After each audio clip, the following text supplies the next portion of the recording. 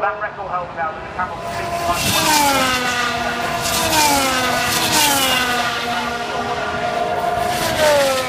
Hello everyone, welcome back to the Grand Prix Podcast. I'm Elton, this is Andy.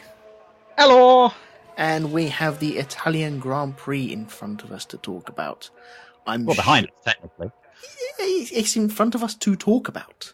It is behind us in terms of time that has happened, so we can talk about it, which is now in front of us. And unless you don't subscribe to the whole time being a linear direction thing and time is cyclical. What is time? I could speak for hours about that. Coming up on Shonky Lab near you. I love that shit. I really do. But seriously, I'm down for that one. So if you want to do that one, I'm I will pencil you in. Don't worry. Apart from production meetings, I just thought I'd give everyone a little warning. We do say swears. We are sometimes a bit stupid.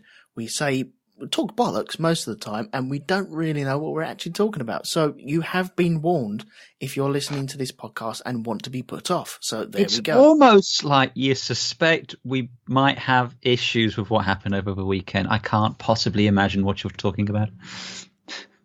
Yeah, I don't know where to start. I really don't know where to start. Has there been any news in the week in between Spa and the Italian Grand Prix? Oh, there was tons of news. I mean, there's North Korea. There was a big hurricane in Texas. There's fires in Los Angeles. Oh, wow, yeah. Anything on the Formula One front at all? Possibly. I was merely attempting to, buy time while I got to the relevant page to look at it. Oh, sorry, mate. Yeah, okay. Well, I'll carry on. No, it's fine. It's just fine. You throw me under the bus like that. It's fine. I don't care. Let's see. I don't know if we mentioned this the last cast, but Vettel signed for 3 years with Ferrari. Yeah, I think we did. Yeah. Okay, well that's that done. What else was there? A lot of back and forth about Honda. Will they? Won't they? Won't they? Will they? Yeah. Which I'm sure we'll get into at some point today. Yeah. I'm sure it's going to come to a head before the next race as well. No, one can only hope. One can only hope. There was a bit of fallout from the Force India thing. Again, I think we mentioned this, but they've basically been told that they're not allowed to race each other anymore. They've kissed and made up, haven't they? Publicly, they've kissed and made up, but yeah. I didn't see any tongues. No, and behind doors, they probably were told to touch and probably looked at each other and went, no, not touching that. No. What else was there? Everyone took grid penalties, but again, we'll get to that once we get to the race proper. That's about it. Good. Okay, nice and concise. I have a feeling this is either going to be one of the longest episodes or one of the shortest episodes.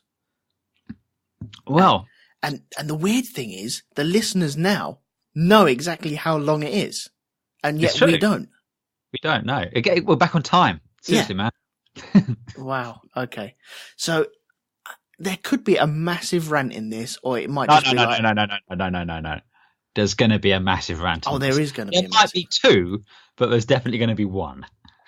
Oh, okay. I'm looking forward to that then. Good. Okay. Well, I'm going to get straight into the free practices, if you don't mind. The free practice, yes. Yes. Well, FB1, we had spots of rain all over the place. People were in a spin. We had Sainz in a spin at the Parabolica, and not anything else really to mention. It was very straightforward, very routine, monotonous, kind of dull. FB2, McLarens were looking quite good. They were doing their toe-in thing again. I think they were practicing for the toe-in thing, whereas Van Dorn was giving Alonso toes in Spa. It's now reversed, and so they were thinking about giving Van Dorn the toe, getting him up as high up the grid as they can, ready for the race. And yeah, I do believe that was scuppered on the Saturday. We also had Ricciardo and Stroll spinning at the Ascari chicanes. At one point, Stroll was facing completely the wrong way and heading in towards traffic. You don't want to do that. The only time you do want to do that is when you're playing your video games. I feel. What, and you're losing and you decide you're going to screw it up for everyone else? I've done that many a time. Sod it. Okay, well, if I can't win, then I'll just take everyone out systematically and then turn around and then win myself. Done that loads of times. FP3 was it wasn't completely wet. It was half wet, I feel. And yeah, towards the end of the FP3, it started to rain. There was people going out on wets, and I'd like to say it was kind of exciting, but it wasn't. It was as if an uncle had turned up at your house and gone, "Hi," and you're like, "Oh wow, I haven't seen you for ages. Oh, now I'm bored of you." It was kind of like that, but the real fun got going when we went into qualifying later on that day. So my question to you is, yeah, do you want me rant now, or do you want it after this bit? There's not a lot in qualifying, so let me do the Q1 to Q2, Q3, and then you can hit me. Okay, then. Is Sounds that all good. right with you? I'm absolutely fine with that. Good. Okay, because there's not a lot. There really ain't a lot. Q1, there was a lot of standing water around. Well, standing water, it was pissing down at one point. They just resurfaced the main straight at Monza recently, apparently. And for whatever reason, the resins or something were not conducive to the draining of water. Well, it's a kind of a living substance, isn't it? It oozes out. The more you use it, the more the oils get drawn out of the track. Yeah. And so once the oils are out, then the water can fill in them holes when it's raining. But before them oils are drawn out, then it just sits on the back of the asphalt. It also helps if you have, cars capable of displacing 60 litres of water a minute circulating. I can feel it bubbling up already. It begins. I can hear it. I don't know why. I can hear it though. But Q1 was sodden. It was stopped after a couple of tours. I think there was 13 odd minutes left of the session after Grosjean crashed. He was on the phone saying, "Oh, this is ridiculous. This is far too dangerous. Someone's going to crash." Oh, lo and behold. I will point out, this is a perfect, example for why you really shouldn't be on the phone while driving, especially in treacherous conditions. Exactly. Eyes on the road, guys. Eyes on the road. Keep your hands off your phones. Good point. Yes, but I feel if there was one person that was going to make this mistake, it was going to be him. He was blathering about it being far too dangerous. If you think it's too dangerous, then you come in. Simple as that. I'm really literally biting down on my hand right now. Are you? Okay. Okay. After that, after we got away, because it was a 2.5-hour pause in proceedings. Yes. There now follows a brief intermission, and then there was like a 2-hour albatross moment. Brief. To the point where I think Grosjean's car should have been taken back to the pits and repaired. It was taken back, and it was repaired. But he's not allowed out in it again. He's not allowed out in it, but they did repair it. Well, what else are they going to do? Yeah, I suppose. Yeah, just sitting around. Play on the PlayStation, as we saw the Mercedes boys. You also had, I believe they completed Forza 5. Then you had, that's the full career mode. And then you had Felipe Massa and his son set up the Paddock World Cup, made up of teams from every one of the teams there, sort of thing. And they actually played an entire, there was group sessions, quarterfinals, semi-finals, a grand final. Yep. It was even a charity match. When they started, his kid was about 6. Now he's, I think, 32 and retiring from professional football. Do you know what? There was one moment I did put a tweet out on this. They were playing in the pit lane, playing football. And at one point, the safety car came hurtling down that pit lane, and not one person shouted "car" as the car. The ball just walked to one side. Yeah. As a kid playing football in the street out in front of my mum and dad's house, every time a car came down the road, we'd all shout "car" and then drift to the side to the curbs, let the cars go past, and then come back in and carry on playing football. And it was one of them every 10 minutes there'd be a shout of car, and everyone just knew exactly what they were doing and where they would go. And yet not one single person shouted that. That would have been a beautiful moment. I would have loved that. But it didn't happen. So shame on them. Shame on them, Williams. For shame. Yeah. Palmer was out once Q1 got going. I think he was on the cusp. No, he wasn't on the cusp. No, he wasn't because didn't he? Yeah, he got booted out because Magnussen got ahead of him, and then Magnussen was punted out as well. Yep. Q2, because it is very confusing. I'm looking at the qualifying classifications right now, and that's not where they qualified. Okay, so I've got the ones where they actually qualified, not the final grids. Okay. So if you've got the Wikipedia page in front of you? Yeah, I have, yeah. Yeah, if you go down to the qualifying, that is where they qualified, and then the final grid tells you where they ended up. This was 9 cars took penalties at this race. Yeah. Now, Martin Brundle said at one point, if he gets in a situation where half a field have penalties, he's just going home. Yeah. And he instantly regretted it because he very nearly had to go home. Nearly did. I'm sure there was hundreds of thousands of people waiting to send him home, because I know he rubs people up the wrong way sometimes. Some people love him. Let me give you some context here, however. Kevin Magnussen went out in Q1, started the race in 9th. Mm-hmm. It's bonkers, isn't it? Oh no, we're so far beyond bonkers at this point. I think there was another... We've sailed up the river looking for Colonel Kurtz. That's how far we've gone. Carlos Sainz, right, I'll just give you another, for instance, and then I'll get back onto the qualifying. I can't remember where he qualified. 15th?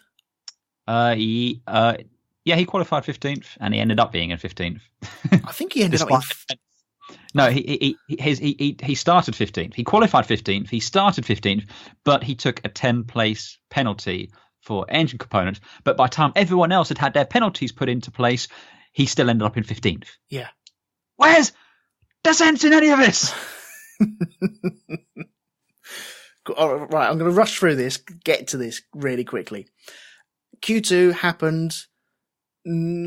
Stroll was up to 5th at one point, looking quite tasty, I must admit. Oh, yes. He was looking quite the shining beacon. I'm doffing my cap to Mr. Stroll. You know, as we've said in the past, you know, we want to see evidence on the track, and you know, he got it done. Well, it wasn't just luck.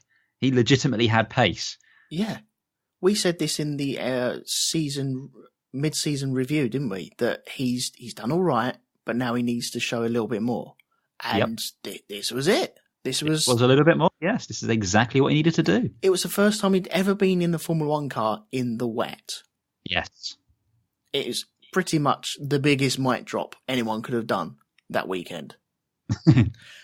Q3, I think, speaks for itself, though. Lewis Hamilton was just far and above away of anyone else. All Saturday, he was in another league. He really, really was. And I know he got his 69th pole position. 69, dude. And... Sorry, a bit of air guitar there. It was...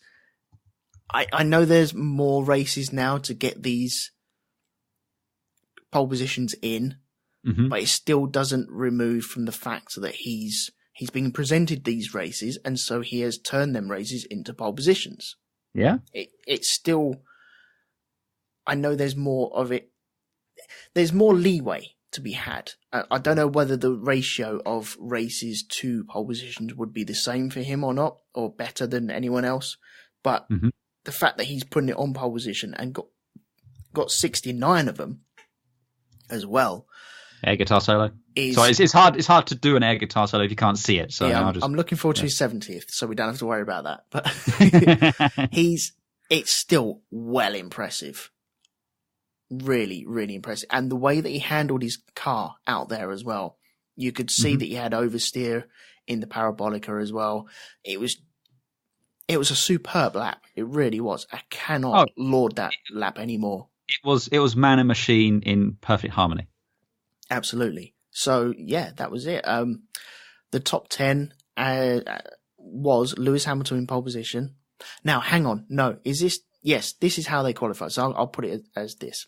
Max Verstappen ended up second. He was doing very well as well. I felt he was second and a half off of Lewis's time. Bloody hell. Not quite. Not well. Yeah, I mean, Lewis had a 1:35.5. He had a 1:36.7. Yeah, I was second and a bit then. Yeah, but still, it's. I mean, Lewis was in a different category. Yeah, he certainly was. Daniel Ricciardo got third. Lance Stroll got fourth. Esteban Ocon got fifth. Valtteri Bottas sixth. Kimi Raikkonen seventh. Out-qualifying his teammate Sebastian Vettel in eighth. Massa was ninth. And Stoffel Van Dorn in the McLaren was 10th. Mm-hmm. None of them, with the exception of Lewis, started in those positions, though. It doesn't mean a thing, does it? It really doesn't mean a thing. The final grid was Lewis Hamilton from Lance Stroll, from Esteban Ocon, Vitaly Bottas, Kimi Raikkonen, Sebastian Vettel, Felipe Massa, Danny Kvyat, Kevin Magnussen, and Sergio Perez. Mm-hmm. Yeah, it doesn't relate to it whatsoever, does it? There's no correlation whatsoever between... I mean, what was even the fucking point of qualifying, to be perfectly honest? Yeah. So both Red Bulls got demoted. Do you want to go through the penalty points, and then I think you're going to have your little... Well, let's... okay, so these are the grid penalties. I'm just going to read them in the order they're presented here. Okay. Max Verstappen took a 20-place grid penalty for new power unit components. Danny Ricciardo took 25 grid penalty for power unit components and a gearbox change.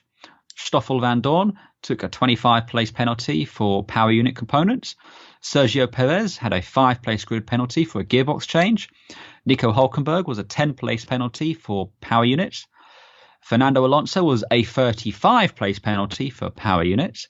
Carlos Sainz was a 10-place penalty for power units. Jolyon Palmer was a 15-place penalty for power units.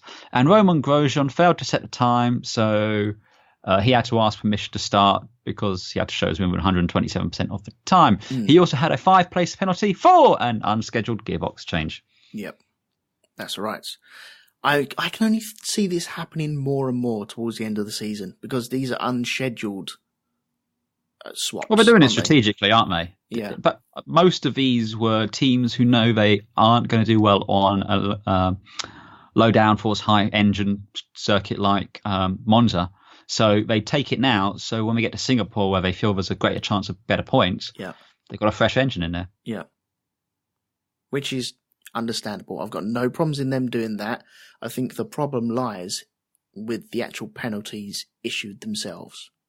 Well, the system's fucked, basically. Oh, God, yeah. It's in an absolute mess, isn't it? To put it mildly. So, this rant that you've been biting down on at the moment. Yes. Is it either about penalties or about wet weather? It could be two things. Is it a little bit of both? It is a little bit of both. Go on then. Have at it then. And Are you taking a run up? I believe my learned colleague has warned everyone. This podcast does occasionally involve swearing, foul language, vulgarities, if you will.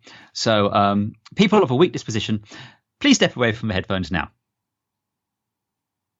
Jesus, titty fucking Christ, what the fuck was that on Saturday?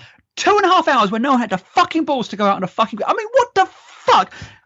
Jesus, with the exception of Lewis fucking Hamilton. My God, these are supposed to be the greatest drivers in the world, in the best machinery. And some fucking rain, and they spend their entire time going, oh, I don't want to go out, it's wet, until Romain fucking Grosjean, who, let's face it, every other week is probably going to spin out and trip over his fucking ankles coming into a pit garage. They call off the qualifier. 2.5 hours of me sitting there, and look, maximum respect for the Sky F1 team for trying to keep that fucking entertaining. But I don't pay for a Sky package, I don't pay to sit and listen to them chat. I mean, what the hell, man? Can you imagine back in the day? I mean, Donington 93, what have you, Canada 2011, yeah, all these great wet weather drives, Silverstone 2008, 76 in Japan, wet weather driving is a fundamental skill a Formula One driver needs to have. And I'm sorry, but the current crop of drivers spend their entire time bitching about the rain. They know it's going to be a wet qualifying. Practice 3 was a wet session. Are any of them out there practicing, getting a feel for the car, feeling how it's going to go? No, they're sitting in the sodding garages, and then the second they go out, they go, oh, it's too wet, and they go back in.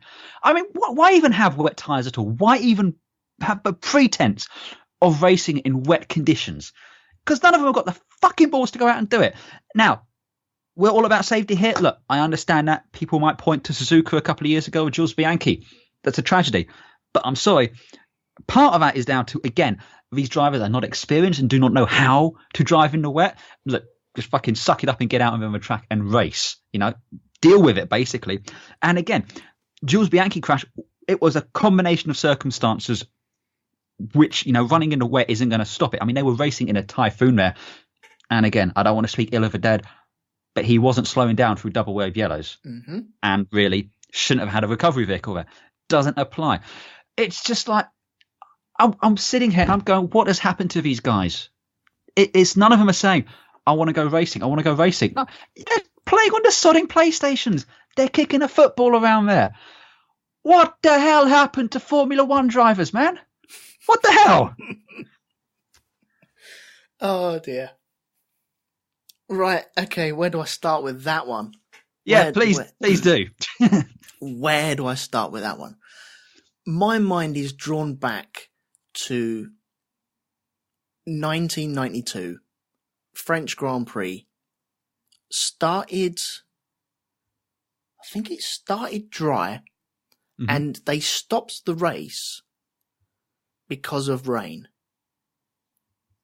Because there wasn't this thing of, we'll just come in and get rain tyres. They stopped the race and then started it on wet weather tyres and then had an aggregate run-in total, which was a total ball ache because you had people in positions in front of positions who were people really behind it. It was just a load of tosh, really. Yeah, they used to do that in MotoGP until they introduced the second bike. So now when it's a wet race, they come into the pits and swap bikes. Yeah. And it's not always been rosy in the past. When I very first saw that, I thought, what? Don't you just put wet tyres on? Oh no, we don't do that. We park under a bridge and wait for the rain to go away. Anyway, I believe, and I think I said this last year, I'm pretty sure I've said it this year at some point as well, but I don't think the Pirellis are up to it in the wet. I think all their compounds are wrong anyway, and I think the window for the intermediates is far too big. The wet weather, it can work to a certain point, but it seems to have a sweet spot, and then that's it.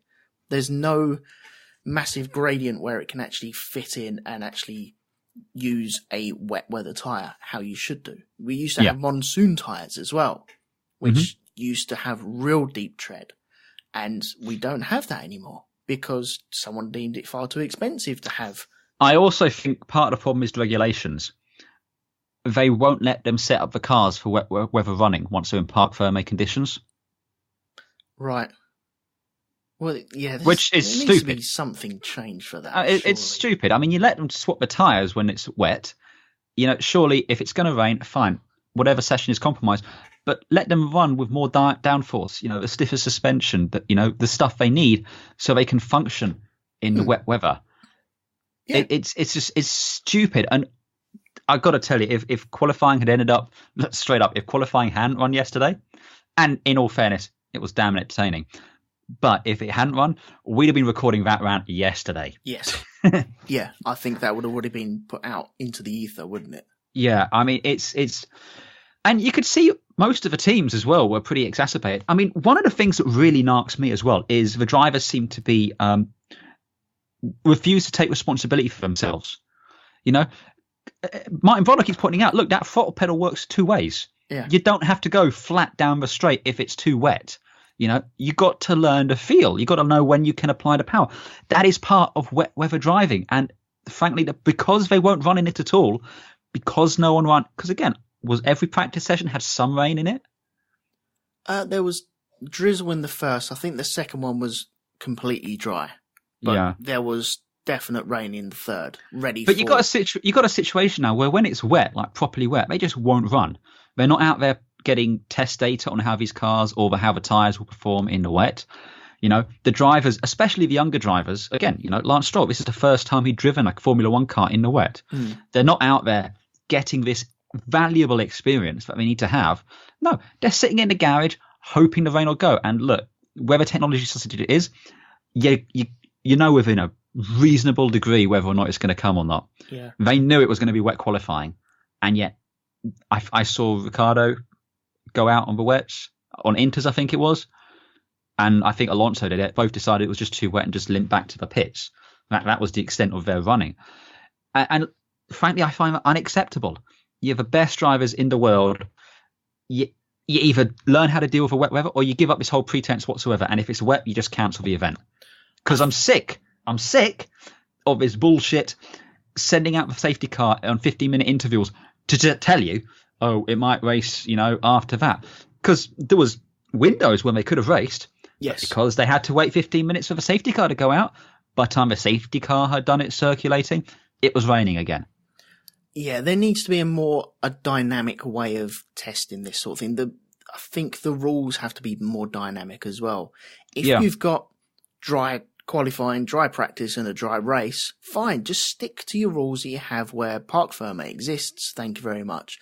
But if you've got something that, like the weather, is dynamic, then you need to adapt to that weather as well. And so they should be, okay, parc ferme restrictions lifted, you can bring damaged cars in, you can fix them, you can go back out, you can also change ride heights and change all your settings back to, or put a wet weather setting on it now, go out and qualify, and then maybe in the morning you guys have at it, change all the settings, put it back to the dry race, and there we go. I'm not a huge fan of the drivers getting out of the cars as well, because it means if they do suddenly get the go code, you got to wait for the driver to come back, get in, get his kit all on, get strapped in, and ready to go. Back in the day, they'd be sitting in those cars for the entire qualifying session, looking at the monitors, waiting for the time to go. Yeah, it was embarrassing, is what it was. I quite like the sessions where they're stopped.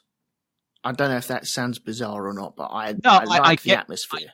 I get what you're saying. Again, one of my favourite races of all time is the 2011 Canadian Grand Prix, and I include the 4 hours of non-running there. And Canada, it was properly wet. Yeah. I mean, there were rivers there. That's fine. I don't have a problem with that. But most of the circuit was fine. And quite frankly, you get those cars start circulating, a dry line will appear. It was already appearing when Grosjean spun out.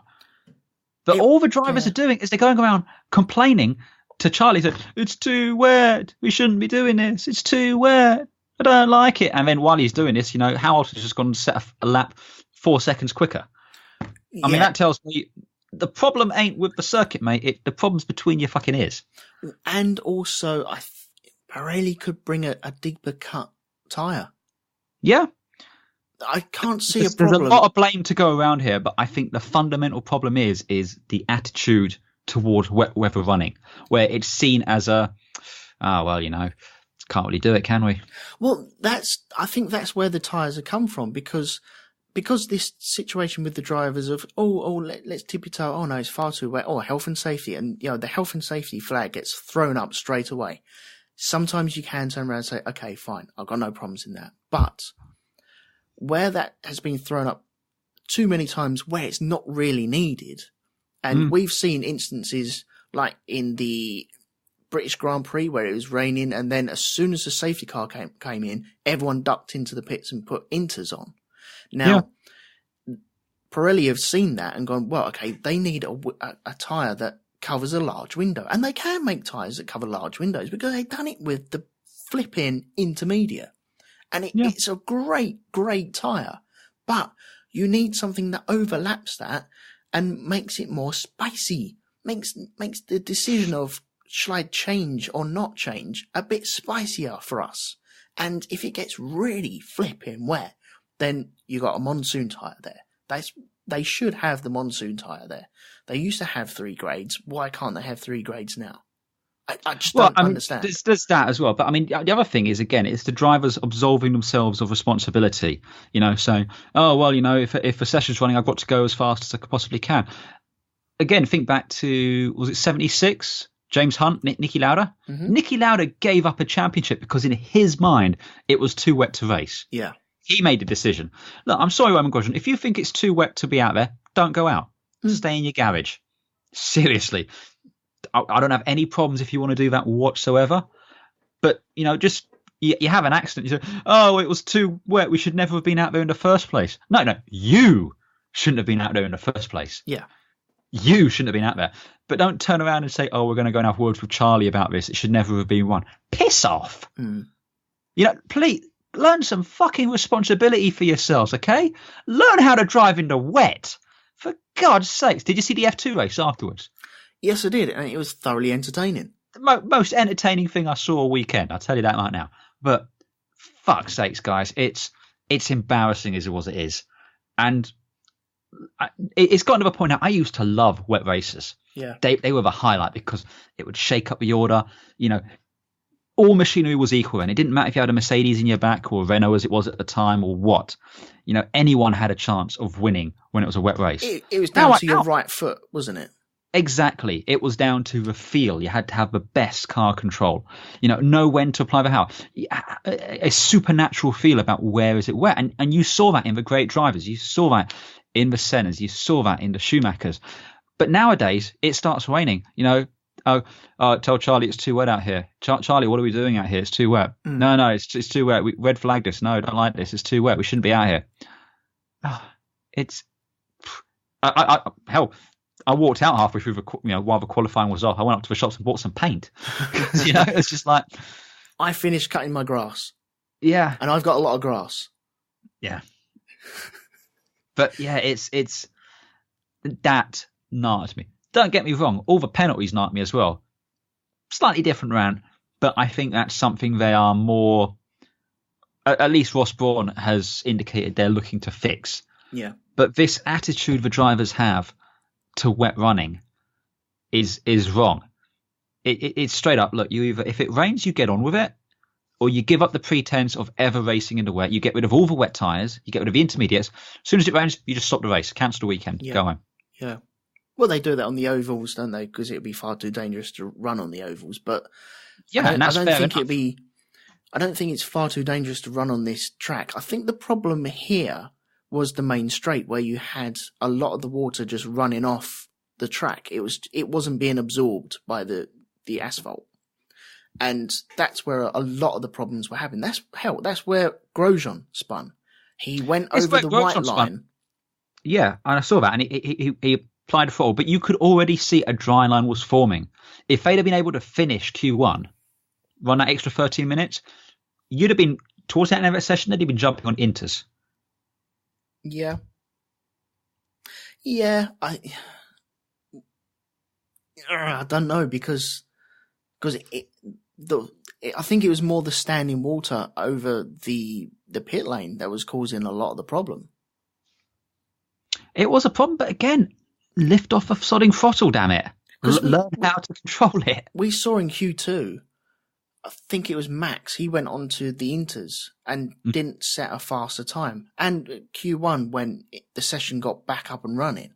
Yeah. And then they all opted for wets again because they just didn't have the purchase through the water. No. So I'm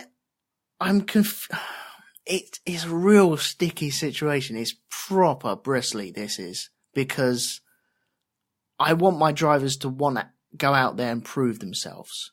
And yet you do kind of have this PC brigade turning up now. And it's a bit where I don't like driving in wet, so I'll just moan about it. And I'd be pretty consistent throughout the season saying they should bring canopies. They should go close canopies again. I'm not afraid to say what I think is in the best mind for safety and stuff like that. Yeah. And I think that's the best way to go. I don't think the halo's enough. They should go close canopies. So yeah, for me, it's not about being a PC brigade. I've got no problems with that. For me, what it is, it's the attitude, and it's the drivers not taking the responsibility for themselves. I think Charlie says, okay, it's qualifying now. You don't want to race? Don't race. We know you're all within 107%, so you'll go on the grid in championship order if you don't. But I'll tell you what, when you got Lewis Hamilton, every time he goes out setting a faster lap, seconds faster, that tells me the problem's not with the track, the problem's not with the cars, and the problem's not with the tyres. The problem's with what's between your ears and your bloody left foot. Yeah. Right foot even. But yeah, that's the problem there. And because they won't race in these when they do have the opportunity, because they're reluctant to, they're not getting that experience. And because they're not getting the experience in the practice, it just compounds upon itself. And also I know we've said this and we're probably treading over old ground, but when they did have a window where they could have finished Q1 and maybe moved on to Q2. And even Max Verstappen turned around and said, well, look, it's not raining now. We could be out driving in this. Got not a problem with that. And that's where all the drivers should be ready, at least in the garage, ready to jump into a car and go. Because I think 5 minutes to belt up, not a problem. I think that's ample time. And I think they should be. I think during qualifying, and unless you're out, as in you cannot take the further part, you should be in your car. And I think that should be a mandatory thing. You can jump out for a comfort break, but you should be in your car. At the end of the day, this is their job. Yeah. Your job requires you to be in the office. Yeah. And it's like, I want to see them ready to go at a moment's notice. I always think of it like it's, it's fighter jets ready to scramble. And like a moment's notice, all of a sudden, they get the message, fine. The tyre covers come up, the car's lowered down, and they're off. That's what I want to see. I don't want to see, as fun as it was on the social media and on all that stuff, I don't want to see Lewis and Vitali playing on their PlayStation. I don't want to see Felipe playing football with his kid. I don't want to see that. I want to see drivers eager and ready to go. I mean, you heard drivers, some of them were just saying, no, we're not going to do it today. It's too wet. But that shouldn't be happening. Yeah, but they were all, mentally they're already written themselves off or written it off. It's too wet. We're not doing it today. Now it'll be tomorrow morning. It's fine. I'm pretty sure Kimmy already had the ice creams out. There is a picture of Charles Leclerc, I think his name is. I can't pronounce his name, but he was in one of the Ferrari motorhomes picking up ice creams, and he had two. So yeah, he's clearly a Kimi prodigy. Absolutely, yeah. But yeah, and that's the thing. I want to see my drivers in the car, looking at the screens. I want to see the weather radar on that screen. And the second they think there's a window that I can do, they go. Yeah. A bit of initiative. I think maybe it's a case of in wet races, wet qualifying sessions, rather than, for Q1 anyway, they just say, right, there's an hour window now to do Q1. Yeah. And then if the rain doesn't ease up or you don't want to go out, fine. But this is it. Yeah. I think about it for all those fans who turned up there. Oh, yeah, that's in the wet as well. I was going to mention that at the end as well. About the prices and paying for what you get for your money, etc. I don't know. Yeah, I think Ross Brawn and co need to really look at this and look how it's run on these difficult days. Because I feel the Saturday could have been it was a really exciting day once it all got going. Oh, once qualifying got going, it was probably the most entertaining qualifying session I think I've seen all year, possibly in the last 2 years. It was great because you had Williams up there, Force Indias. There was a bit of everything. You had the Red Bulls, which no one expected. So that was great. And on top of it all, and again, I know we kind of expect it from the Mercedes and Lewis, but the amount he was quicker was just flabbergasting. Yeah. And it was immensely entertaining once it got going. Yeah. Yeah. They need to sort something out. It is entertaining, but they need to be switched on, ready to go. They do. And I think it's a combination of they need to sort out the tyres, like you said. And it's an attitude thing. It's a mental thing, I feel. But that's not just the drivers, though, being switched on, ready to go. That is the people sat in the box, Charlie. Instead of waiting 15 minutes I'm of the opinion that safety car should be circulating non-stop until it's good to go. Why not? Exactly. But man, I just keep going round and round and round. Because if nothing else, he's clearing water as well. Exactly, yeah. Yeah, that's not a bad idea at all. Yeah. Maybe a couple of them. There you go. A couple of cars just circulating, clearing a racing line. And then when they say, okay, we're good to go, off they go. Yeah, have 3, like Le Mans. Three, one in each sector at any one time. Just driving around, clearing the water. Reporting back on what the conditions are like. Exactly, yeah. Because you're going to have, they could be the spotters on the track. Okay, right, this part of the track is drying out, this part isn't drying out, this part is safe, this part is a little bit unsafe. We don't go until the unsafe part is sorted. Mm-hmm. So, yeah. There needs to be, these weekends need to be looked at. And I guarantee you, they won't. It won't, because it doesn't happen that often. They won't. They will just be like, the rest of the weekends are going to be pretty dry. You might get a wet one every now and again. But that's the same argument they'll do for not bringing the monsoon tyre. Oh, for fuck's sake. And it's why are we looking around this set of tyres which we'll use maybe once every 5 years? Well, okay, you're paying for them once and then you use them once. Brilliant. Yeah. It's not costing you much. No, it's not. It's they just need to... You're hoiking 5,000 tyres around all the time anyway. Another 100 ain't going to make much difference. I'm sorry, they should have another grade up there. I think so. I think what we have decided, because we are the saviours of Formula One here. 3 safety cars constantly circulating. Yep. Drivers aren't allowed out of the car except to go and take a piss. Yep. But they got to be ready to go like that. They've got to sort their heads out. It's got to have a can-do attitude. Got to be excited about the rain. You got to go, yes, I've got a chance to show what I am. It's wet. I'm in a sour, but you know what? In the wet, I've got as much chance of winning as Lewis Hamilton does. Every generation had a rain king, didn't it? Absolutely, yeah. Who's ours? It's probably Hamilton, to be honest. Probably is. And again, I will point the fact him and Vettel. It was Button, wasn't it? I suppose it was. Well, Button wasn't so much the rain; it was the changeable. Yeah. When it was that in between. Alonso as well. But I'll tell you what, all of them have in common is they're all from that previous generation of drivers, which would go out in the wet. Mm-hmm. Because again, think about it. After 2011. Basically, the only time races have been stopped for rain, or qualifying has been cancelled, has been in the last 5 or so years. Yeah. Prior to that, it just never happened. It was like, it's wet, well, get on with it, Yeah, it's true. So, and again, going back to the whole Jules Bianchi thing, that was a tragedy, absolutely. But the problem there wasn't they were racing in the wet.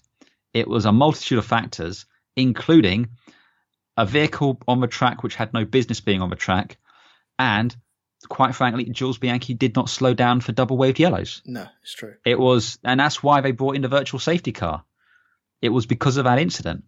And if you had canopies, also might have helped, or at least alleviated it somewhat. Yeah. But the problem fundamentally wasn't the rain itself.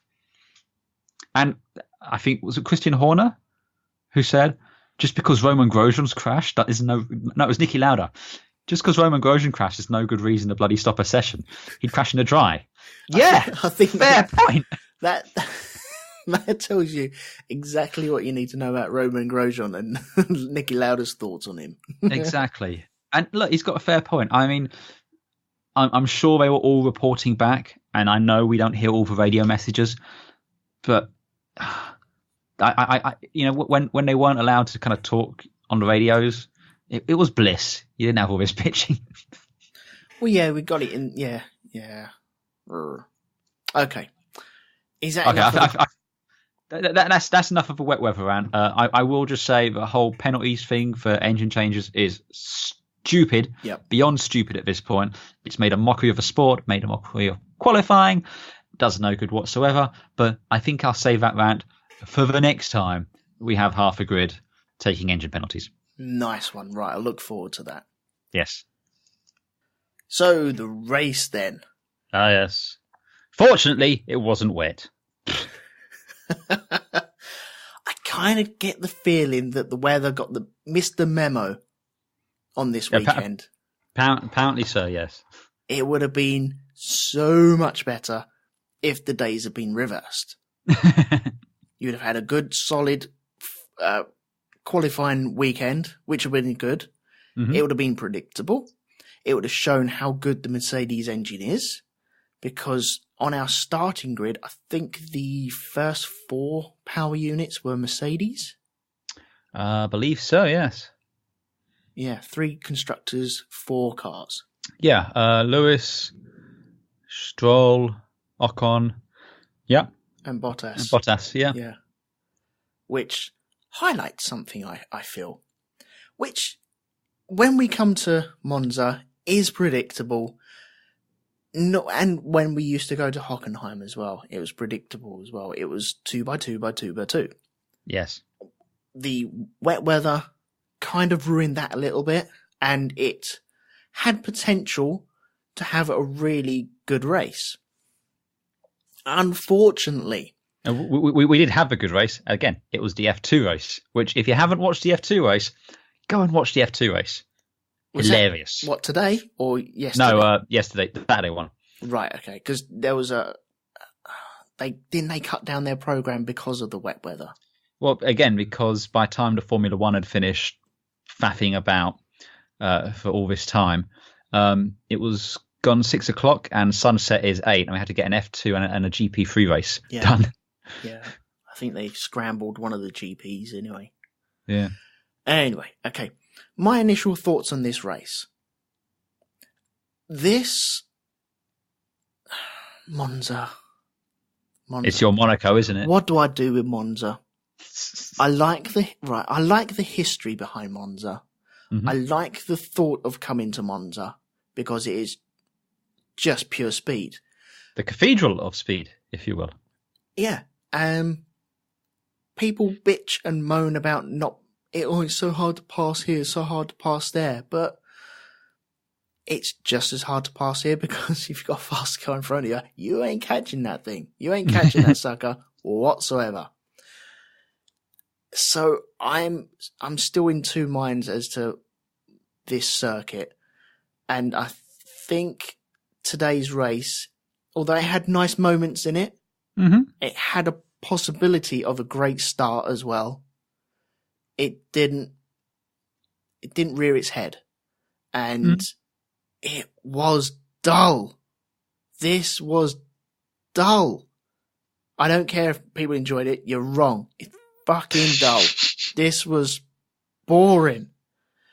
And if I'd paid £100 to get through that door to watch this, I would have been cheesed off. That's why I don't think I'll ever turn up at this site. You mean you don't think they won't need you to fix the elevators here? If they do, I'll go along. Just for shits. I won't enjoy it, but fine if you insist. Oh, okay. I'll come along. Now. Yeah, fine. Fine. Shits and giggles, I'll be there, but it's not one of my go-to races. Really not. It just deceives you every year. Every year. I can't really. There have been the odd Monza moments, I suppose, but I think that needs to be a new segment, don't you? Monza moments. Yeah.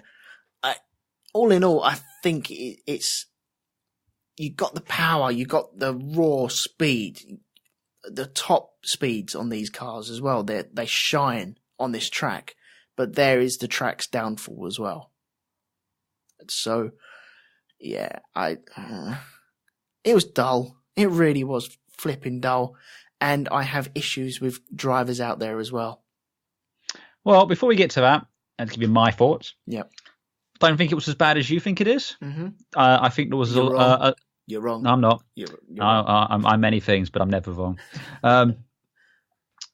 Anyway, as I was saying, I think yeah, I mean, out the front, it was kind of a foregone conclusion, but that had been the case all weekend, to be honest. But I think there was excitement down in the midfield, especially with the Force Indias and the Williams. I think watching the Red Bulls charge through after their engine penalties, I enjoyed that. Hell, I will sit and watch Danny Ricciardo race on his own around a circuit, to be perfectly honest. Always entertaining to watch that. Strangely enough, our usual source of entertainment, Mr. Alonso, I felt let us down a bit. But a bit. Well, we'll get to it. And yeah, it's not the best race of a circuit, and yeah, Monza's not usually my favourite circuit or race. Period. But it's far from the bottom. Hell, it's miles up. I'd watch 21 races at Monza before I watched another fucking Monaco Grand Prix. It's the thing I don't get. I straight up don't get how you can think this is bad, but like Monaco. Seriously, straight up, because at least you can pass here.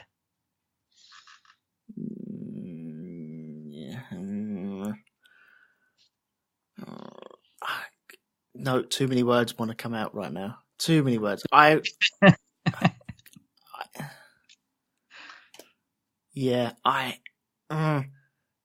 would. This isn't the worst track that we come to. It's one of the most disappointing tracks for me.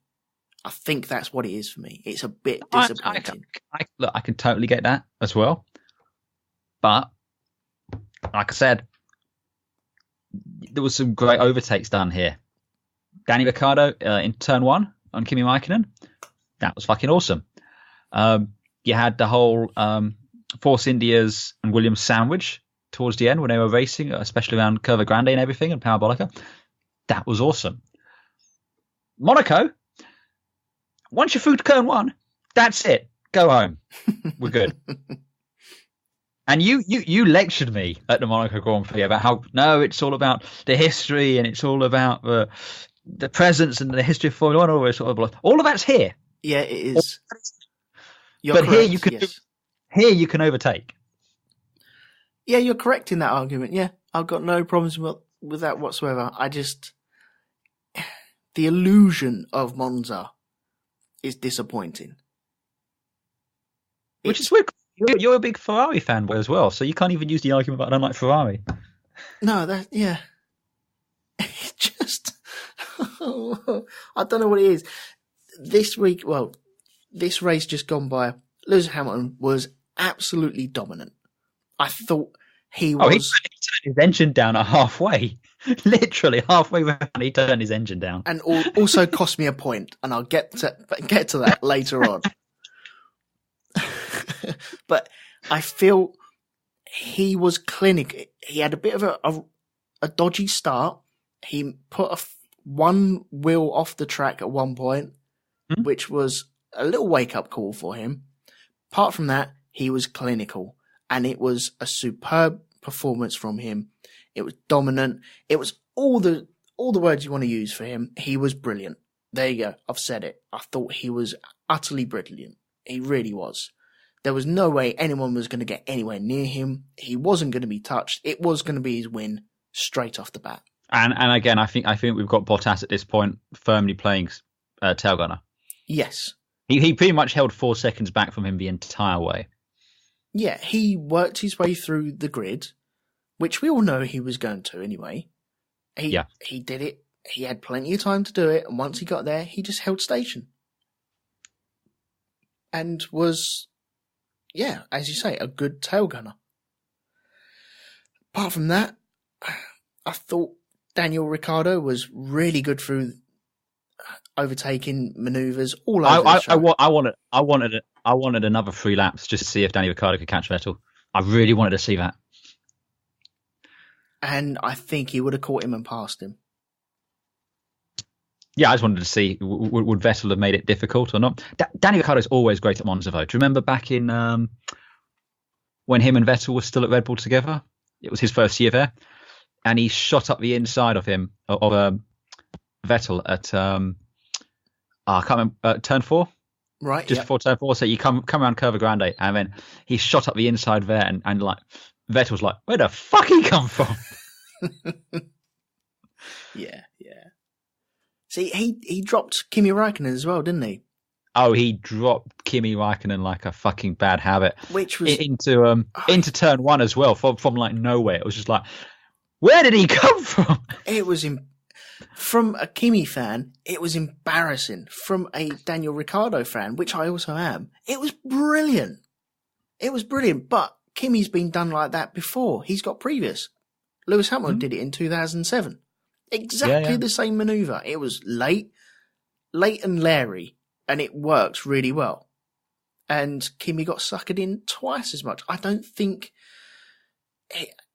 he had promise. He overtook Bottas in the first lap and was looking racy.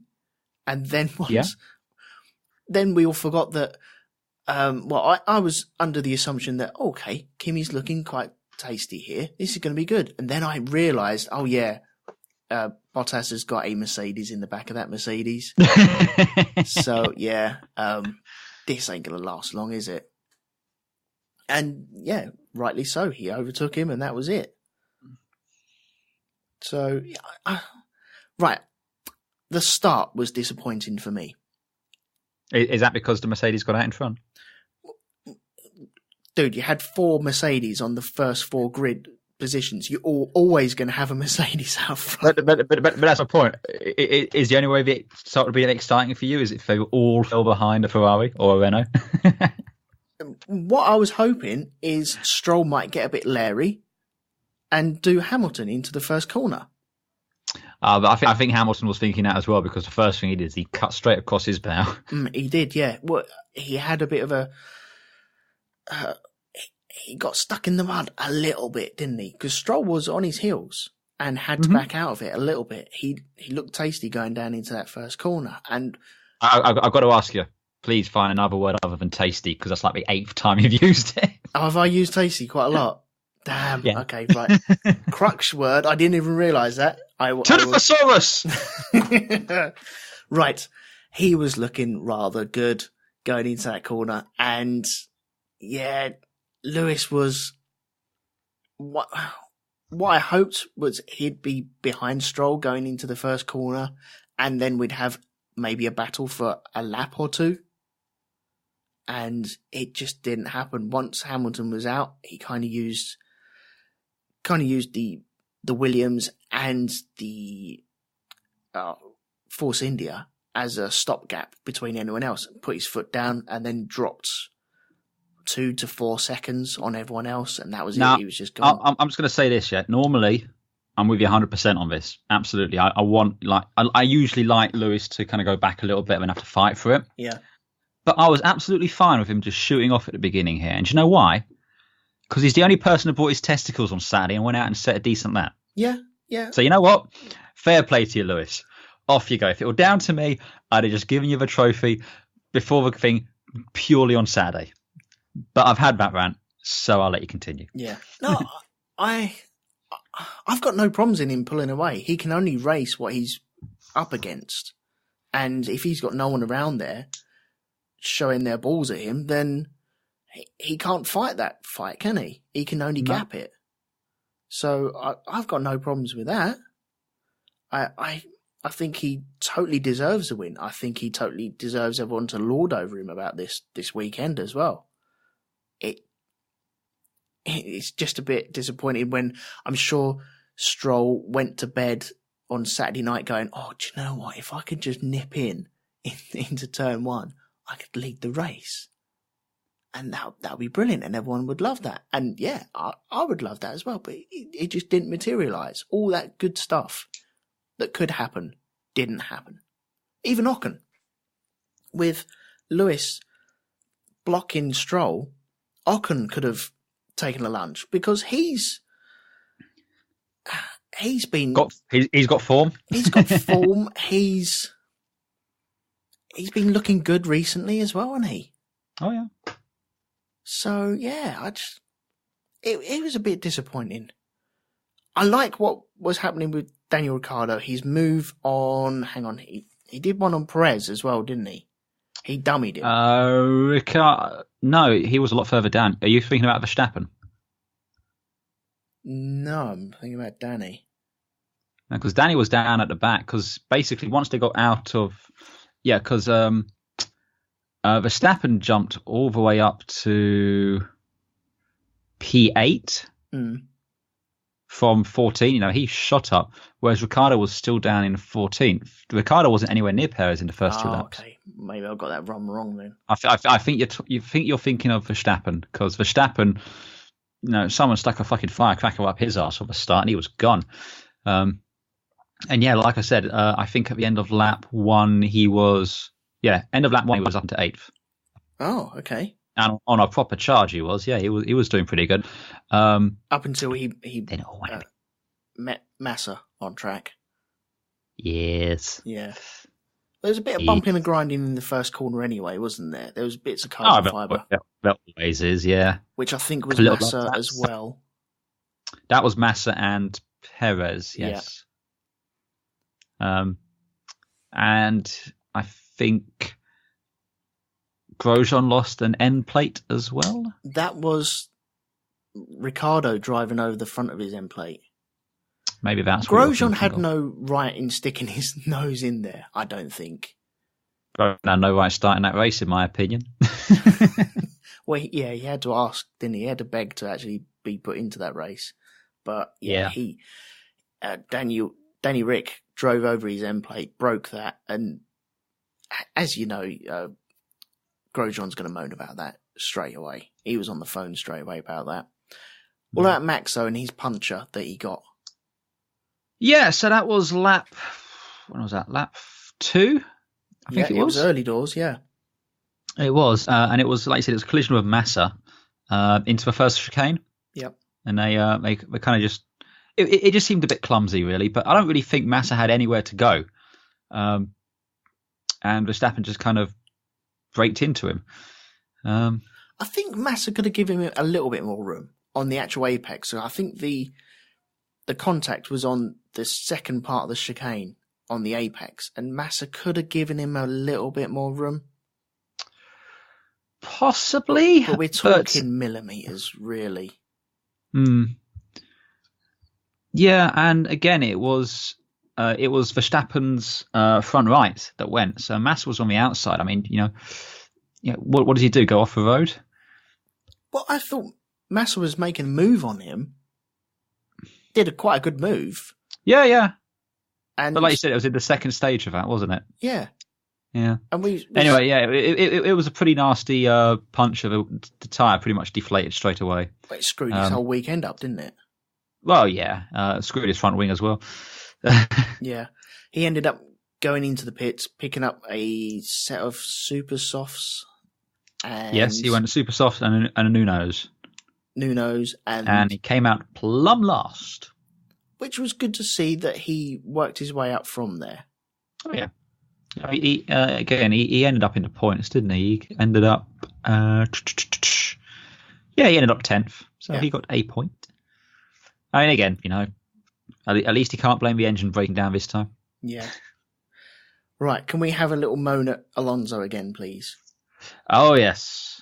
Because... What are you doing to us, Fernando? You're killing us here. Oh, do you know what? I think I've reached my saturation point with him.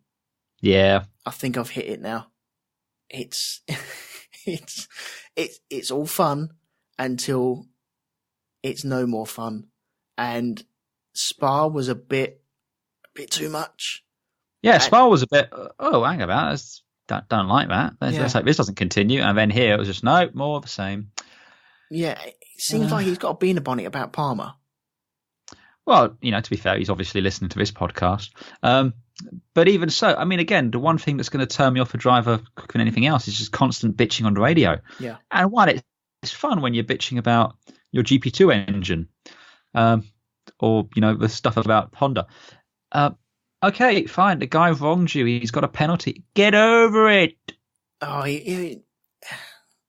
okay. The actual situation with Palmer and Alonso, they were going into the second chicane, weren't they?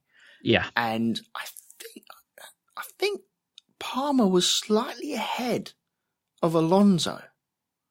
Now he gave Alonso enough room But then Alonso decided, well, you know what? I'm going to swing all the way out and push him off the track. That's the way I see it. I don't know if you see it any differently. I don't think it was like I don't think he was ahead. Well, partly because ended up with Palmer getting a penalty, and I think if he was ahead, he wouldn't have done that. And I don't think it was so much a deliberate running off the road, so much as I have zero time for this shit and for you, so I'm just not giving space. Yeah. So I don't think it was a proactive pushing off, so much as a passive aggressive, just not giving you the space. Right. So less malicious in that respect, at least initially. But then after that, after hearing the radio comments non-stop after that, yeah, I could see how potentially it could be that way. I was just bored of it. I was just like, fuck off. Go retire the car. You obviously want to at this point. Yeah. It's not fun. We love it. We love fun, Fernando. This isn't fun, Fernando. This is bitchy, Fernando. Don't like it. Yeah. It seems like he's used up all his fun on that deck chair in Hungary. A little bit. Yeah. I mean, look, and let's talk a little bit about McLaren and Honda, shall we? Yeah, go for it. Why not? The Honda McLaren segment. Yes. It's sad at this point, isn't it? Oh, it's just sad. Oh, yeah. Just divorce. It's like going out with your best mates and they just argue all the time. Yeah, it's just like just one of you go. Yeah. It's just sad. Rumor has it McLaren are going to switch to Renault this week. Mm-hmm. At least that's the rumor. With Honda moving over to Toro Rosso. I don't know what gives you that idea with Renault and Alain Prost turning up at McLaren and having breakfast there and possibly lunch there, probably having dinner there as well. I couldn't possibly say. Not at all. Ross Brown was there as well. He was. Well, Honda's top management flew out as well, didn't they? Yeah. Don't know why. But yeah, their fucking plane ain't got Honda engines on it. But if it didn't, it would never have shown up. Yeah, it's just sad. It's beyond a joke at this point. It's a joke that's run dry, really dry as well, and it's just okay. Right, just finish it now. You need that sound clip from The Simpsons where Homer's beating up the Hamburger and the kid's going, "Stop! He's already dead." It's like that now. It's just like, yeah, again, 35 place penalty for Alonso, 25 place penalty for Stoffel, and then on top of that, both cars retired. On top of that, there's a gearbox issue for Fernando. You couldn't upshift. It's. Van Dorn had the new engine in his car as well, and that's what went on his. Yeah. It's unacceptable, completely unacceptable. Like I said last week, if this was 50 years ago, there'd be people committing seppuku because it's just massively embarrassing. Yeah. I shudder to think what Suzuka's going to be like. Oh God. Well, they're not going to.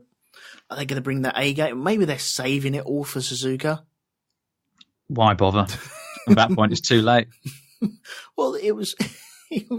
Oh, they were supposed to be on the podium by now. This time last year. Yeah, they were supposed to be winning, but it's just like I said.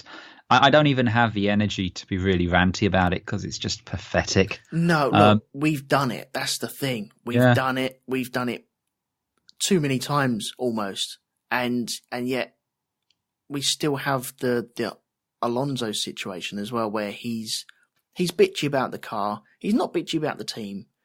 He wants to bitch and moan about the engine, but even he is going to these Grand Prix, and you can kind of see, well, look, I've said it all. What more is there to say? It's just, look, the performance speaks for itself. I just really wish they drop the whole PC corporate BS and just be straight up. I want Zach Brown to just say, yeah, the engine's shit. Yeah. What do you want from us? Not this. Yeah, we're talking with our partners and we're hopeful and no, the engine was shit. Yeah. The problem is you've got to work with these guys. You've got to work with them to a certain extent, but obviously they're not working with you. I mean, how many chances have Honda had now? Well, they've had nearly 3 years. They've had 3 years, and well, they've had 4 years because they developed it for a year before that, and we were all getting really excited about that. Remember when we released the sound of Senna's McLaren Honda going around Suzuka with the light track? Yep, that was amazing. That was power of dreams, eh? Yeah. Yeah, it's a fucking nightmare is what it is. God, I'd forgotten about that. That was a wicked video. It was awesome video. But again, I think we've mentioned this a few times now. Honda's forgotten that with the exception of their period with Williams in the 80s and with McLaren in the 80s, they've been shit every time they've come to Formula One. They got no business being in Formula One at all. No, they've been mediocre at best, really, haven't they? Yeah. They've won one race with the BAR. Oh, yeah. Hang on, did Jordan win a race with Mugen Honda? Yeah, but even then, that was a Spa one, wasn't it? Yeah. 98 when half a field bloody crashed out. Yeah, but then you also... There was a couple of wins. Jordan did get a couple of wins. But my point is, they've been terrible. Oh, yeah. I mean, you think about it. So what we've got, for all intents and purposes, the Mercedes engine division, it's not based out of Germany. It's based out of a bloody garage in Brackley. Mm-hmm. That's a garage team putting those engines together, showing up the might of Mercedes there. You got bloody what's it called? Renault again. They're based out of I don't know. But again, there's these, although they've got the names Honda and Renault and all that attached to them, these engines aren't being developed at the big factories and everything like this. They've got the resources, they've got the money, but they're all bespoke little garage units, basically. Yeah. And they're all showing up Honda. And it all comes down to Honda's absolute arrogance at the start, where they refused to seek out people that knew the current regulations, refused to believe that they weren't going to be brilliant out of the gate. Yeah, and they even took on the Ilmore guy, half of the Ilmore guy, which works for Mercedes, and he was working for them for a little while, wasn't he? Yeah, and they fired him. They're just getting no joy. Yeah, they know best. Yeah. So hopefully, hopefully by the time this actually comes out, there might be news by the time this comes out. I mean, I know there were some people saying, "Oh, why do you want to go to a Renault? They're not much better." Well, I've got to tell you what, there was a Renault in the back of Danny Ricciardo's car this week. Yep. Didn't seem to have a huge amount of problems there. That's the thing, yeah. And we know that Adrian Newey can put together a good chassis. You put a Newey chassis together with a Renault engine, it's capable of fourth, almost third. Tells me that if McLaren's chassis is as good as they claim it is, at the very least, it buys them time until the next lot of engine reg changes. And hell, if I was McLaren, I'd just do my own engine next year, or for the next regs, Which is on the cards, isn't it? I think it's potentially on the cards, especially given the technology unit and all that's now under one company there. So, But yeah, it's no matter how much Honda's putting into the team, it's going to cost them money at this point, because I said before the summer break they had the potential to overtake Williams. I take that back. They got no fucking chance, because Honda couldn't find their arse with a map and a fucking periscope. Well, they were looking. They were looking like they were making progress. Well, they were all promising the Spec 4 engine would have been here for Spa. Yeah. We just had Spec 3.6, Spec 3.7. It's like they just can't deliver on their promises, which means it's either lies or incompetence. Basically. Yeah, it's true. So here's to McLaren Renault next year. Yeah, so by the time we're in Singapore in 2 weeks' time, we should know what's happening. I will say this: I'm sick and tired of the dance around game from McLaren. Make a choice. Seriously, pull the pin. Well, they're in that really tough limbo because you know what's happened. You imagine if McLaren put these last 3 years into Honda and then Honda all of a sudden come good over the winter. In reality, it's not going to happen. But what if? What if? You just don't know. You just don't know. They might just have an epiphany of something. Go, oh, hang on. We should have put this there. And it worked. No. This one goes here. That one goes there. Exactly, yeah. And all of a sudden it looks good. And then McLaren are tootling around with a Renault. And Toro Rosso are picking up podiums. Oh, dear. How bad would that feel? That would feel really bad. It would be par of a course for Fernando Alonso and his luck. Yeah. But we've said this many a times, the very definition of insanity is doing the same thing over and over and expecting a different result. Yeah. Yeah, that's true. So, Honda, Renault next year, fingers crossed. Well, we will see. But yeah, Alonso, sort it out, mate. Sort it out. Yeah, bitching and whining. The thing was with him and Palmer, I think Palmer got a bit of a short shiv with this. I feel Alonso pushed him off slightly. If Alonso had given him a bit more room, they could have both stayed on the track and then fought out for the rest of the race. Whereas Alonso did slightly push him off the track, I feel, and then Palmer got penalised for not giving the place back. He got penalised 5 seconds. And then Alonso, he's just got his bee in the bonnet about Palmer because he had beef with him in Spa. And so he's got beef with him now because he's on the same bit of track as Jolyon Palmer. And come on, if you're on the same part of the track as Jolyon Palmer fighting him, then you're thinking, well, what's going wrong here? Mm-hmm. And he just kept getting on the radio about this 5 second thing. Well, he should be given a penalty. 5 seconds is ridiculous. And then he finds out that Palmer's retired and then shouts karma. And you think, no, just get your head down. Come on, get your head down. Although I do like the name Jolyon Karma. That might work a bit better. Fair enough. Unlike last week, though, I don't particularly have anything good to say about Palmer either, so I think we can move on from that.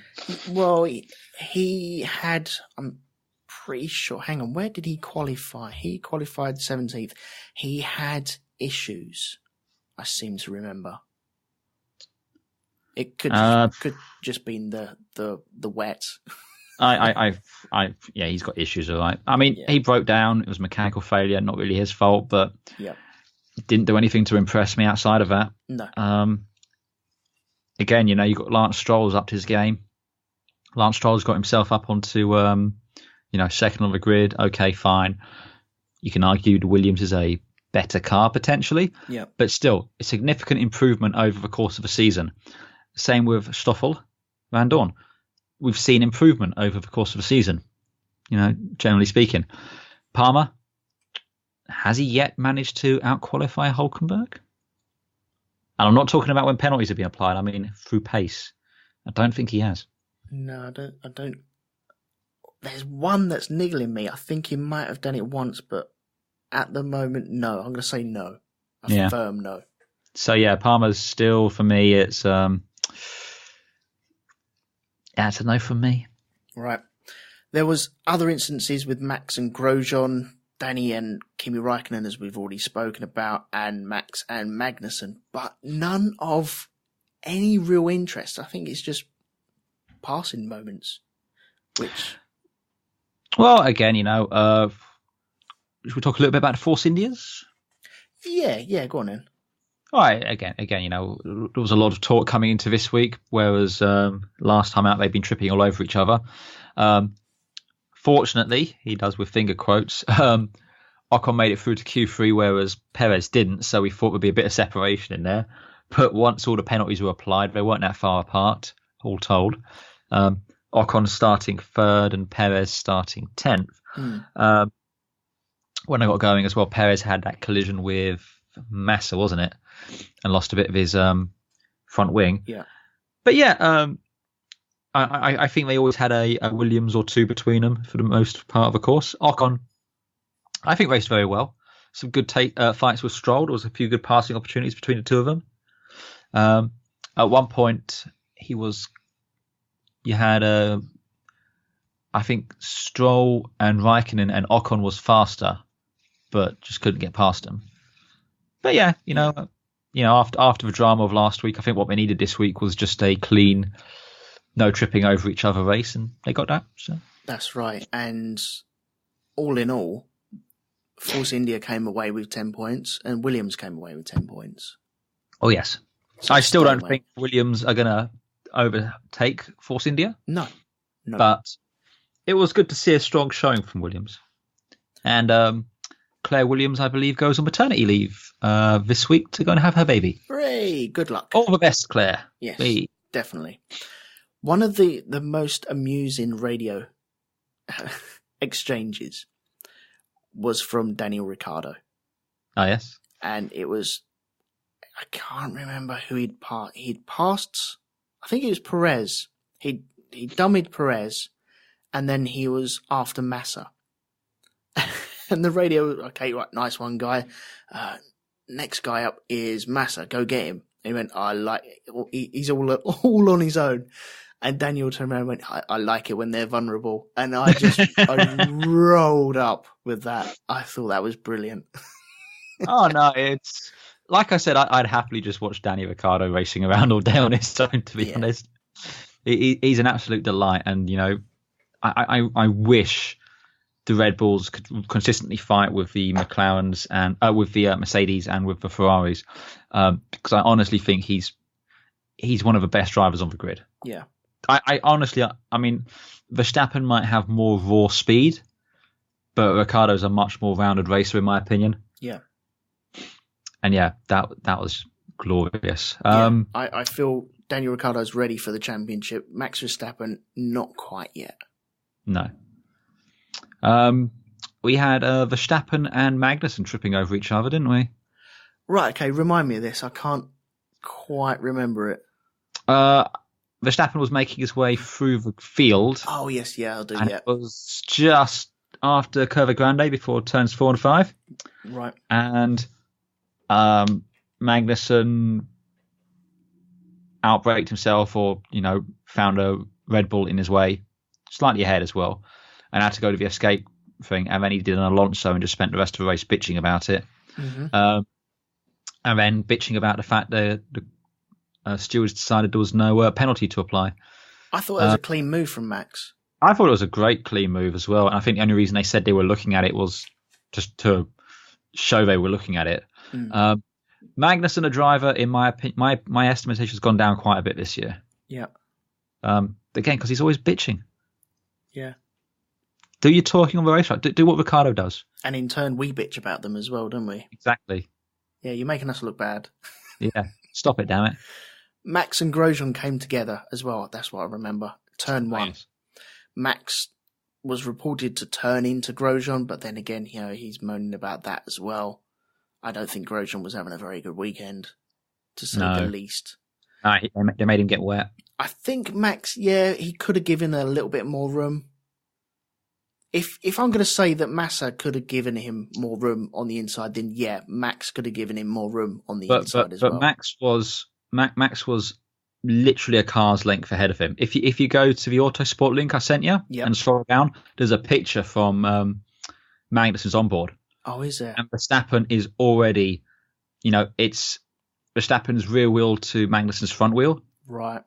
And again, it comes back to this whole thing. Look, that throttle pedal works in both directions. Mm.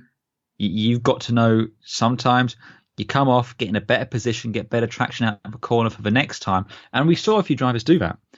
But no, he races like I race, which is you just mash the throttle and use the barriers to get you around the corners. Yep. Yeah, no, doesn't fair like enough. Yeah. Apart from that, that was the race, wasn't it? Yeah, for the most part, like you said. I mean, Hamilton and Bottas turned their engines down at about the midpoint, and that was it.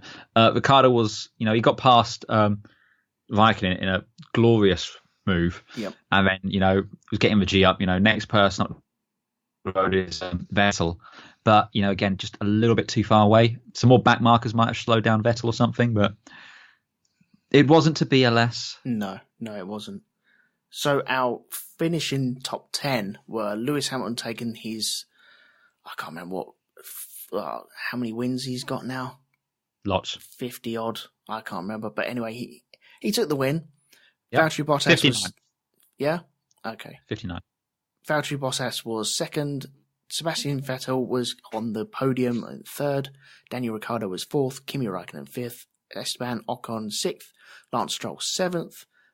Felipe Massa 8th, Sergio Perez 9th, and Max Verstappen 10th. I will just mention something we forgot to say. Apparently Vettel went off somewhere and he felt that this damaged the car, which is why he didn't have the pace. Personally, I just think they just didn't have the pace. I don't think they had the pace as well. There's a lot to go on this oil burning as well, isn't it? Mm-hmm. There's something that the Ferraris had to abide by it, and the Mercedes didn't because they swapped their engines at a certain time. So I'm not a fan of that, though. I'm like, look, there should be one rule to rule them all. Yeah. One rule to bind them. One rule to seek them out and in the darkness behind them. But yeah, that wasn't the case there. So no. Can you imagine Sauron actually as Charlie Whiting now? That'd be amazing. That would work. I'd be up for that. Yeah. No one's going to complain. He'd be out there, with his massive mace, just bashing cars off the grid. But anyway, I digress slightly. I don't like. I've not looked into this, so I don't know what the reasonings and all that are behind it. But it seems to me like it should be level playing field across the. If you can't burn fuel oil, you shouldn't be able to. Period. So. Yeah, but. Que sera, I think Ferrari have lost the power this year, or the power stakes this year. I think Mercedes will go on and win the Constructors, no problems whatsoever. I don't think there was any question about that anyway. No, not really, just because, again, Bottas and Hamilton have been consistently close to each other. Yeah. Whereas, while Vettel's been consistently very high up, Raikkonen's been a bit all over the shop. Yeah, that's true. It's true. Yeah, and he looked out of sorts a little bit today. He had problems with squirming from the rear as well, didn't he? So, through the race. Down the escape road, didn't he? Yeah. Okay, so let's do the drivers' standings and the constructor standings. Then we'll get on to our guesses as to what was going to happen over the weekend. I'll do the drivers, if you don't mind. Sure, go ahead. In fifth position, we have Kimi Räikkönen with 138 points. Daniel Ricciardo is sitting there in fourth position with 144 points. Valtteri Bottas is third with 197 points. Sebastian Vettel is second, down from first, with 235 points. First time this year as well. That's correct, yeah. He's been leading it all year, hasn't he? Mm-hmm. And our new leader at the moment, in first position, Lewis Hamilton with 238 points. And the constructors, young man. Williams are fifth with 55 points. There's a bit of a gap to Force India with 113. Red Bull are third with 212. Ferrari are second with 373. And Mercedes are winning with 435. Lovely. Okay. Predictions from last time out. I would like to just point out. Yeah. You had first dibs on all of these. I had second dibs on the third column, but yes, I did have first dibs on the first two. Yes. Okay. And I'm leading with my heart and not with my head. Okay. And maybe if I need to draw this back a little bit, I think I need to start thinking with my head and not my heart. But we shall see in a minute. So, contractually obliged to ask this question. Do you remember what you went for? Oh, yes. Oh, you do? I remember this time. Screw you. Right, okay. So, for qualifying and pole position, I predicted Vettel for pole position. Oh, dear. And you predicted one Mr. Lewis Hamilton. So, congratulations. You get a point for that. Well done. I think I should get 2 actually for that performance, but still. No, sorry, 1. You're lucky to get 1, and you will enjoy that one as you got it. For the race, I predicted a Ferrari win in the shape of Mr. Sebastian Vettel. That was a no-no. You predicted Mr. Lewis Hamilton, so you get another point. Well done, you. Oh, 2 points. Oh, such you, sir. Oh. 2 points. Well done, you. And for the third column, we knew that this was going to be the fastest race. Yes. The shortest race. And so we predicted on the running time. And you predicted, I predicted a high 1 hour, 14 minutes run. And it was nearest a pin, and you predicted 1 hour, 15 minutes low. The actual running time was 1 hour, 15 minutes, 32 seconds. So, I guess you get another point for that as well. Guess I do. Now, let's just if this a little bit, yeah? Yeah. If Lewis Hamilton hadn't turned his engine down, I think I would have been well entitled for a shot for that. Mm-hmm. But if Ferrari were able to mount a challenge requiring him not to turn his engine down, you'd have probably scored the points for the win as well. Yeah, I would be sitting on the other side of this fence, wouldn't I? You would, yes. How's that grass? There's something about wishers being horses and beggars getting off or something. I don't know. Yeah, something like that. So, yeah, congratulations, mate. Yeah. Thank you. Yeah, well done. So, in the tally of things, hang on, let me just do... God, that's the second... That's the third clean sweep you've had this season. It's because I've got a Mercedes up here, you see. Yeah. Third dirty clean sweep. You got one in Austria. You got last race and you got this race. Screw you, sir. Screw you. So now you're leading with 19 points to my 10 points. Well, it's still all to play for. Yes. Right. Predictions for next time out. Well, Singapore. we're in Singapore. I will give you the obligatory stats. For the 2016 race, pole position was one Mr. N. Rosberg. And the podium was Rosberg from Ricciardo from Hamilton. Fastest lap, Danny Ricciardo. In terms of most wins, we have Sebastian Vettel with 4. Then Graham Lawrence with 3 from back when it was raced in the late 60s, early 70s. But that was a different circuit altogether, I believe. Mm-hmm. And Alonso and Hamilton both have 2 apiece. For constructors, Ferrari have got 3 wins. Red Bull have got 3 wins. And McLaren and Mercedes both have 2. Good stuff. So, yeah, it's been a bit of a bogey circuit for old Lewis, hasn't it? Yeah, it has. I'm going to keep that in mind as well, I think. So, like I said, Vettel has won 4 times. Yeah. How many times in a Ferrari, though? Once. Yeah. Do you know what? Okay. Pole position. I'm going with Vettel. What about yourself? I'm going to let my heart rule this one, since you're going with your head. And I'm going Danny Ricciardo. Okay, interesting. Because I'm going for him for the win. Well, I'll go with Hamilton for the win then. Safety net. Safety net comes out again. Well, it would have been Danny Ricciardo, but you took him, and it's like, fuck off. I'm not going to say Max Verstappen. Yeah, I'm certainly not going to say Vettel. Honestly, I had that planned out all along. I was thinking, yeah, okay, because they're looking good. They're looking good. So there we go. Oh, third column. What do we want for the third column? Ooh, I don't know. Because this is going to be a long-running race. It is. Last year, it was a 1 hour 55. Yeah, it's almost as if the Lord giveth and the Lord taketh away with Monza. So, should we have a running time one again?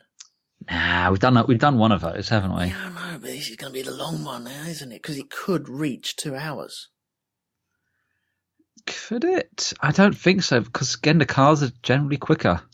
Yeah. I don't see it I don't see it taking longer. I mean, let me just Safety car. let How me many just safety cars? how many safety cars is usually a good one? Yeah. Yeah. I mean, just having a quick look back here. So yeah, in 2016 it was 1 hour 55. In 2015 it was 2 hours 1 minute. 2014 it was 2 hours dead.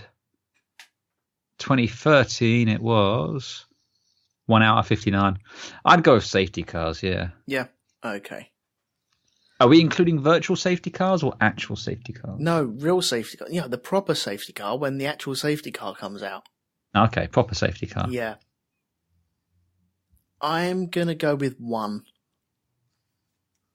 One safety car. What do you say? What do you say, sir? Ooh, suit you, sir. Ooh. I want to go 0. 0. Mm-hmm. Ooh, cheeky. Yes. Okay, good. Okay, so the Singapore Grand Prix, is it one you look forward to? Do you like this circuit? I kind of feel about Singapore a bit like you do about Monza, I think. Delusions of grandeur. A little bit. Yeah. It's one where it's always for me going to be tainted by the when was it? 2011 or 2013? The 2008. Fucking hell. The Massa and the Renault. Yeah, it's the Nelson Piquet is always going to taint Singapore for me. Yeah, 2008. Wow.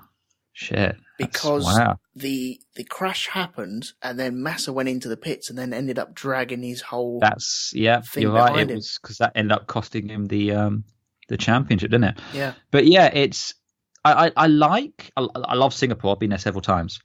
And I love the night race aspect of it. I think the cars look amazing under those lights. But I generally feel the racing is a bit meh. Right. And I think this race runs a bit long. Like it takes too long. I think knock half an hour off of it, be much more agreeable to that. That's strange because I like it. I like the racing here, and I like the length of it. That's what she said. I'm more about the girth, but there you go. Yeah, I like when we hit 2 hours. I like when we're getting close to 2 hours. It's a full fat race, as far as I'm concerned, and you can have real good racing here as well, and you can have incidents as well. So, oh yeah. There's plenty of carbon fiber flying around when we go here. Absolutely. Well, I'm looking forward to it still, though. So yeah. Cool. Okay. Well, then that's that. Then I suppose. Yeah, pretty much. Cool. Right. So 2 weeks, isn't it? I think. Yeah, 2 weeks time. So we'll be around. We'll be recording Sunday, I'm assuming. Yeah, I think so. Good. So we'll have this out for Monday for the general public, you lovely listeners out there. Speaking of listeners, if you want to go along to Andy's places, which he's just going to tell me now, where can they find you on the internet, Andy? You can find me on Space Dock Jury, which is just Google search Space Dock Jury on iTunes and Facebook and all those places. YouTube, and you also, as well. YouTube, yes. And the Band of Brothers podcast with your good self. Yes. Thank you very much. Yeah, you can also catch me with Andy on the Band of Brothers. That's also on YouTube as well. It's just the audio version, but if you decide to have that on, it's on there as well. Pop along also to shonkylab.com, where myself and a selected guest producer will talk about the topic in hand. This time out, it is alcohol, and I'm joined by Mr. Pete Hammond. And we get to talking about it's more about going to the pub than actual alcohol, but there we go. It's just two guys talking about stuff. So pop along there. Also, please visit blackdogpodcast.com, where myself, Lee Metcalf, Darren Barnard, and Mr. Jim Moon talk about films. So please pop along there. All these programs that we just mentioned can be rated on iTunes, and I would highly suggest that you pop over there, choose one and rate it. So thank you if you do that. Also, this program here is also on the YouTube as well. So it's just a picture, but you can, if that's your choice of method of listening to us, then yeah, pop along to iTunes and listen to us on there. To YouTube and listen to us on there. So there we go. I suppose until next time, we'll see you in Singapore, and I'll say goodbye now. So ta-da. Ta-ra.